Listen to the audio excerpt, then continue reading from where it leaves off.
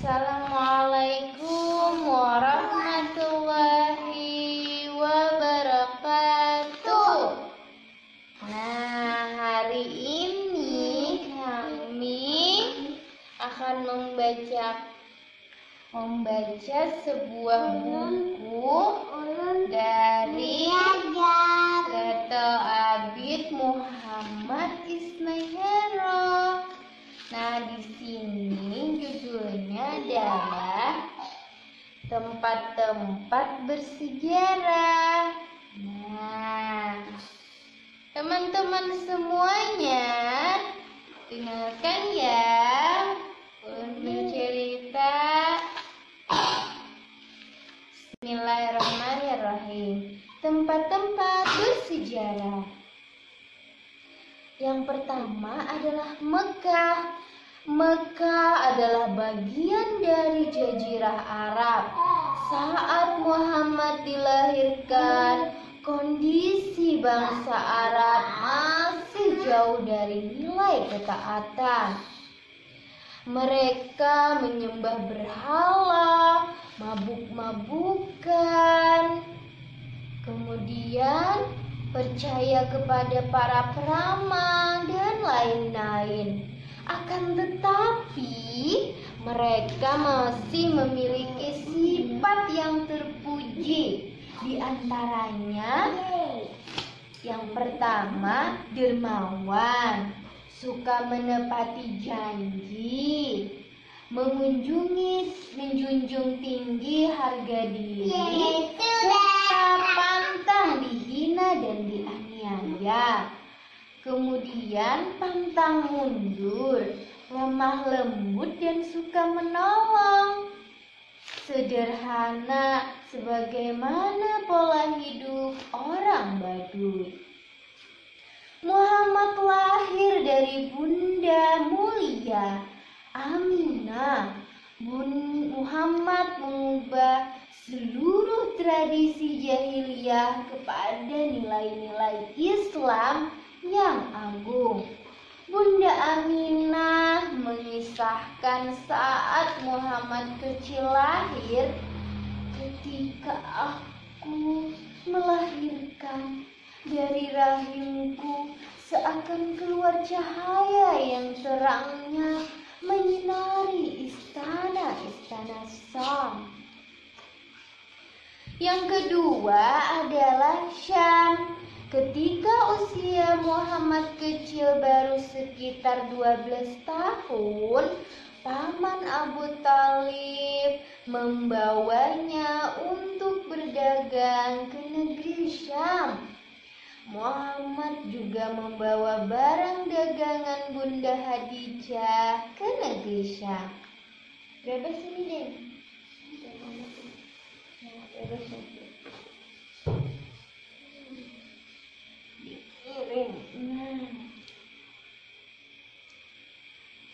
Saat ini negeri Syam meliputi negara Suriah, Lebanon, Palestina, dan Yordania.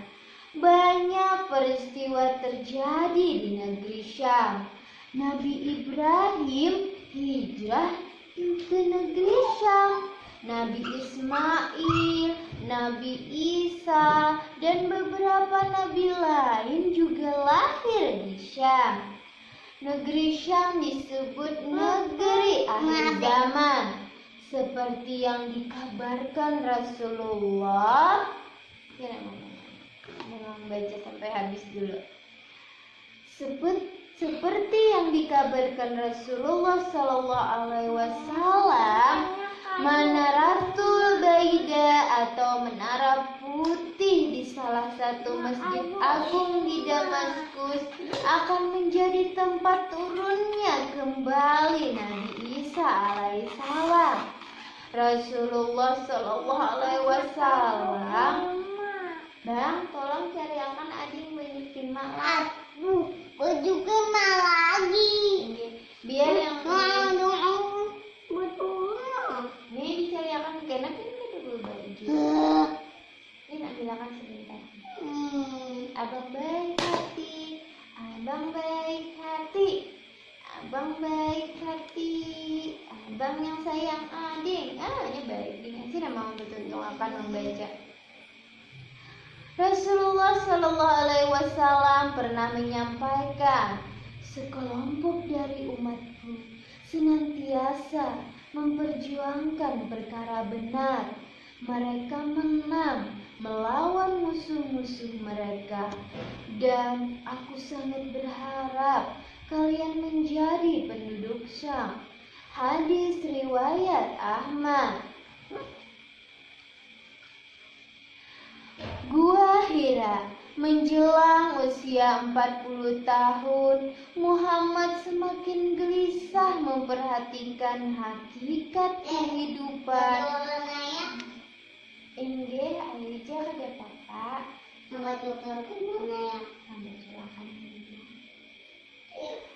Dan kondisi masyarakat di sekitarnya yang penuh dengan kejahiliahan. Nah, di sini ada Gua Sur ngarannya Nakaina. Letak Gua Sur di sini. Di sini Nabi Muhammad. Nah, di sini.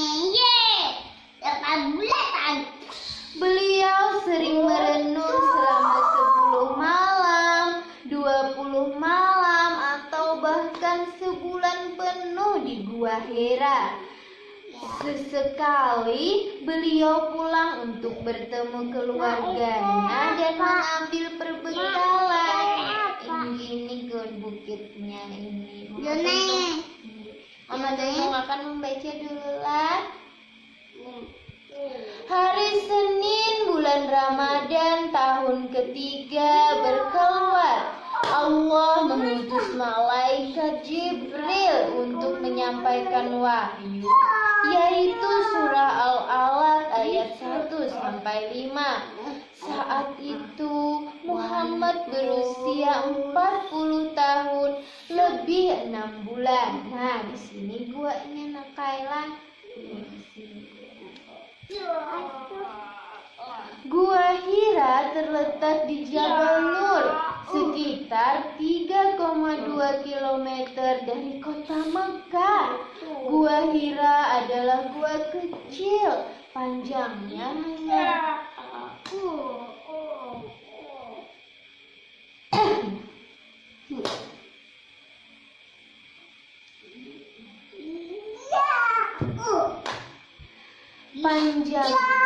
hanya sekitar 1,8 meter, lebarnya sekitar 0,8 meter. Gua itu hanya cukup untuk duduk 4 atau 5 orang. Nah, ini Nana. Darul Arqam.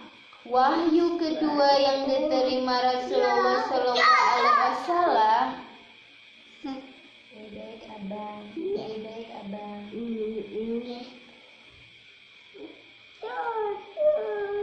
Wahyu kedua yang diterima Rasulullah Sallallahu Alaihi Wasallam adalah Al-Quran surah Al-Mudassir ayat 1-5 yang berisi perintah untuk mulai mengajak orang memeluk Islam. Orang-orang pertama yang memeluk Islam dikenal dengan istilah as-sabiqun awwalun, yang jumlahnya mencapai 130 orang.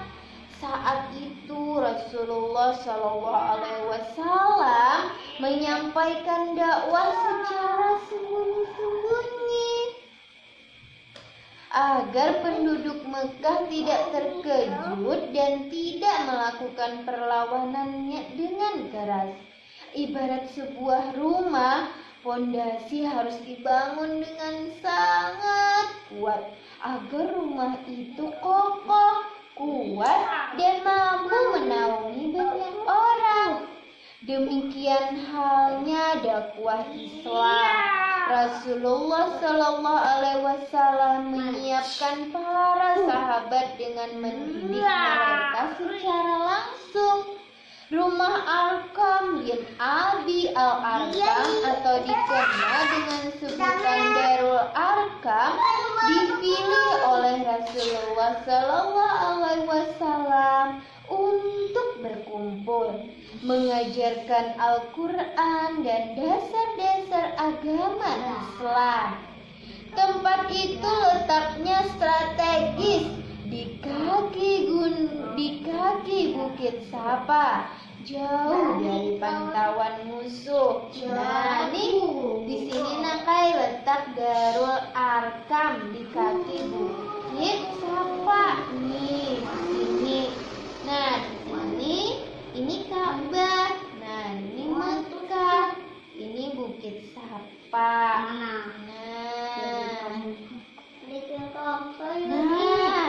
Bukit Sapa. Nah, 3 tahun lamanya Rasulullah mengenalkan Islam secara sembunyi-sembunyi. Lalu turunlah perintah Allah untuk menyampaikan secara terang-terangan. Saat itu barisan kaum muslim sudah semakin kokoh. Rasulullah SAW mengumpulkan Bani Hashim. Jumlah mereka sekitar 45 orang. Setelah itu pada suatu siang Rasulullah SAW mendaki Bukit Sapa dan menyebut nama-nama suku Quraisy satu persatu. Paman Rasulullah SAW, Abu Lahab, langsung menentang yang disampaikan beliau. Allah Subhanahu wa Ta'ala pun melaknat Abu Lahab dengan menurunkan Al-Quran surah Al-Lahab. Bukit Sapa itu sering digunakan oleh para penduduk Mekah sebagai tempat untuk mengumumkan hal-hal yang penting. Letaknya tidak jauh dari Ka'bah. Bukit Sapa juga merupakan tempat pelaksanaan salah satu rukun ibadah haji dan umrah. Sesungguhnya Safa dan Marwah merupakan sebagian syiar agama Islam, agama Allah. Maka barang siapa beribadah haji ke Baitullah atau berumroh, tidak ada dosa baginya mengerjakan sa'i antara keduanya. Quran Surah Al-Baqarah surah kedua ayat 158. Nah, bungas anak leh, bungas anak, bungas bener. Masjidil Aqsa. Nah, batisnya nak.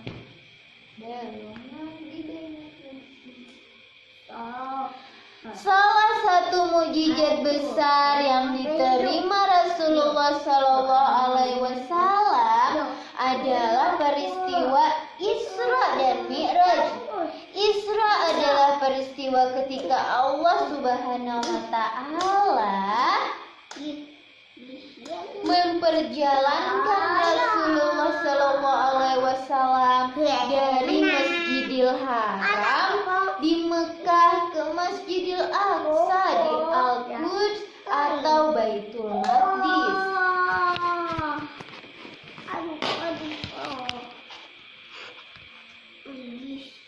Jagalah kau. Iya. Mi'raj adalah peristiwa berikutnya, yaitu dinaikkannya Rasulullah SAW itu ke langit ketujuh, yaitu lapisan langit hingga ke Sidratul Muntaha, lalu ke Baitul Ma'mur dan naik lagi hingga bertemu Allah yang Maha Besar.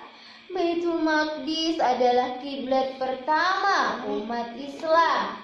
Rasulullah SAW sholat 2 rakaat dan menjadi imam bagi para nabi pada saat peristiwa Isra Mi'raj. Nah, ini Masjidil Aqsa. Nih di sini Masjidil Aqsa, ini masjidnya. Nah, ini gambar masjidnya Naklah. Masjidil Aqsa sangat istimewa. Rasulullah Shallallahu Alaihi Wasallam menyampaikan, pergi ke masjid manapun tidaklah dianggap bernilai lebih kecuali ketiga masjid: Masjidku, Masjid Nabawi, Masjidil Haram, dan Masjidil Aqsa. Nah, ini ada kubah batu. Nah, kubah Syahrah namanya Nakai di sini. Nah, kubah batu. Dome of the Rock adalah sebuah bangunan persegi 8 berkubah emas yang terletak di tengah komplek Masjidil Aqsa. Komplek ini sendiri berada dalam tembok kota lama Yerusalem. Komplek Masjidil Aqsa disucikan dalam agama Islam. Nah, ini mama yang balik. Nah, di sini nah. Gua Sur. Nah, ini Gua Sur. Ketika Rasulullah Shallallahu Alaihi Wasallam menerima perintah untuk berhijrah ke Madinah, Rasulullah meninggalkan rumah beliau pada malam 27 Safar menuju rumah sahabat terbaiknya, Abu Bakar As-Siddiq, untuk selanjutnya menuju Gua Sur. Gua Sur adalah gua kecil yang terletak di jalur selatan Mekah menuju Yaman, sekitar 4 km dari Masjidil Haram. Gua Sur terletak di Bukit Sur yang tinggi, terjal, sulit didaki dan berbatu. Rasulullah SAW berjalan berjinjit tanpa alas kaki agar tidak meninggalkan jejak hingga kaki beliau terluka. Abu Bakar As-Siddiq pun menggendong beliau hingga mulut gua. Nah, di sini Nakai Rasulullah Shallallahu Alaihi Wasallam naik ke Gua Sur Naklah. Di sini ini orang Quraisy sebenarnya berhasil menyusul Rasulullah Shallallahu Alaihi Wasallam ke Gua Sur. Namun Allah menyelamatkan mereka. Abu Bakar mengisahkan, saat itu aku bersama Rasulullah di gua.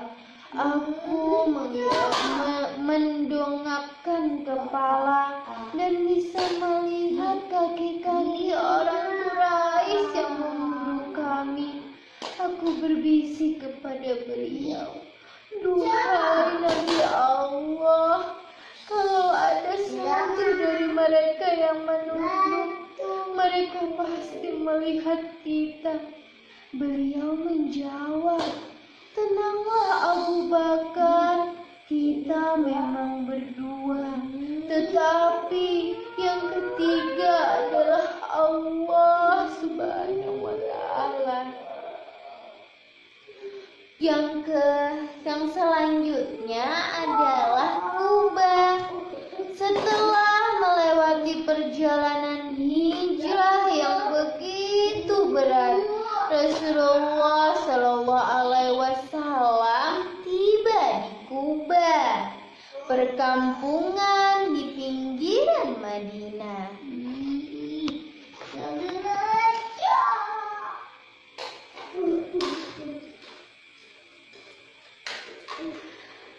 Beliau tinggal di sana hingga 4 hari lamanya.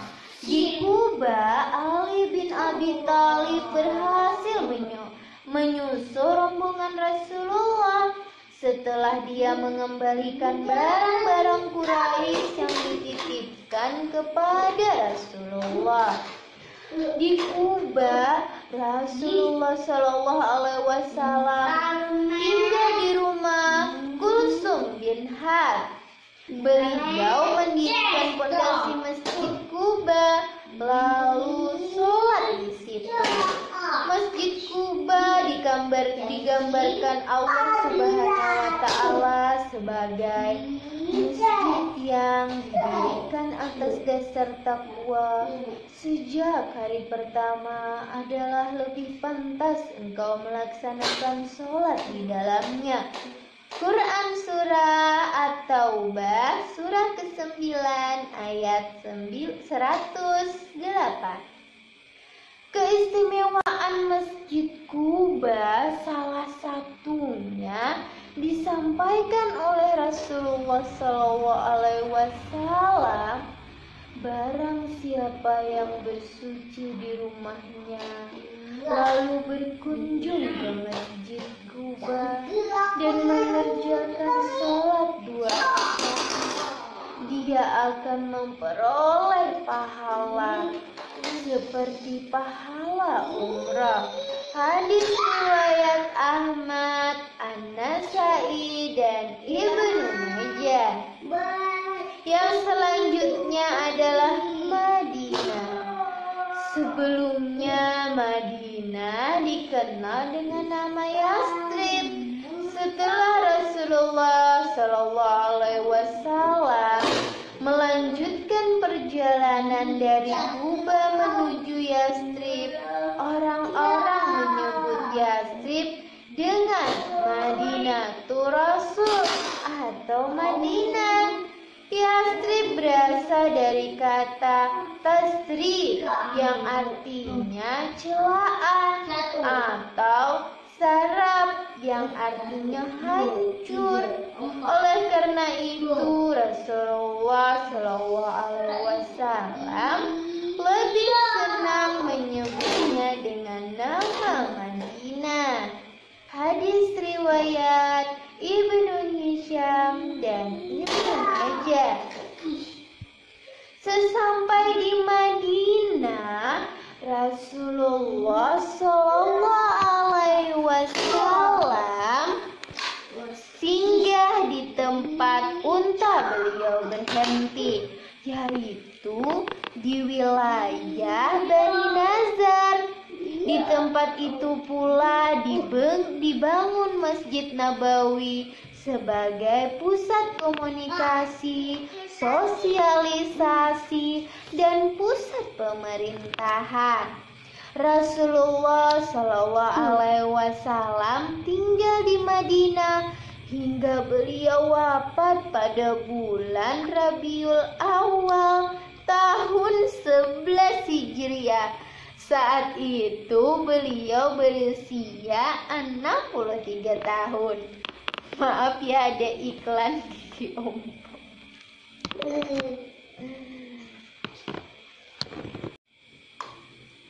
Dahulu Nabi Adam alaihissalam dan Bunda Hawa juga dipertemukan kembali oleh Allah Subhanahu wa Ta'ala di Jabal Rahmah di Padang Arafah. Puncak ibadah haji adalah wukuf di Padang Arafah.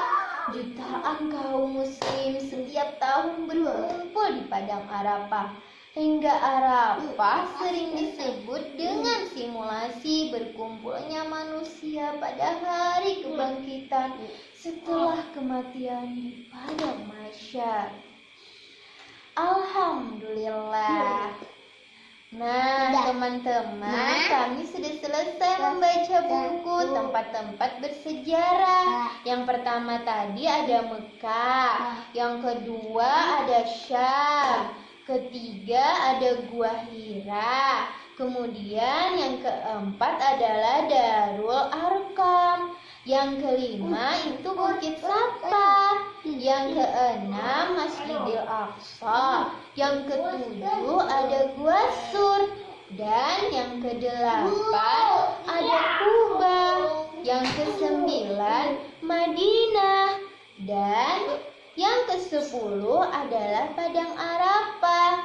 Nah, teman-teman semuanya, di manakah Rasulullah dilahirkan? Di manakah beliau menerima wahyu untuk pertama kali? Kemudian, di mana beliau singgah ketika hijrah ke Madinah? Nah, di sini di dalam buku tempat-tempat bersejarah ini menceritakan tentang tempat-tempat bersejarah dalam kehidupan Rasulullah Shallallahu Alaihi Wasallam di dalam menyebarkan risalahnya. Kita baca bersama ya. Semoga dengan demikian kita semakin dapat memahami perjalanan hidup Rasulullah Shallallahu Alaihi Wasallam, sang pemimpin umat Islam. Nah, baiklah. Di sini kami sudah selesai membacanya. Sampai jumpa lagi ya teman-teman. Semoga sampai jumpa lagi teman-teman dengan di channel Ulul dengan Abang Maki. Ya. Abang Maki mana? Hai Abang Maki. Adik Rima yang sudah mengantuk setelah membacakan buku. Ya. Jangan lupa ya subscribe dan like serta berikan komen-komen terbaik atau doa-doa terbaik untuk kami agar kami selalu dapat berbagi. Dadah, sampai jumpa Pamflet. Saya Pamflet. Dadah. Saya Pamflet kata Bang Maki. Oke. Dadah, jumpa lagi nanti. Jumpa lagi Kami ya. akan membaca buku setiap hari dan juga jam 8. Oh, jam 8 membaca buku. Ingat ya, jam 8 teman-teman semuanya. Assalamualaikum. Salah hilap mohon maaf. Kritik dan saran kami harapkan ya. Jumpa lagi. Dadah.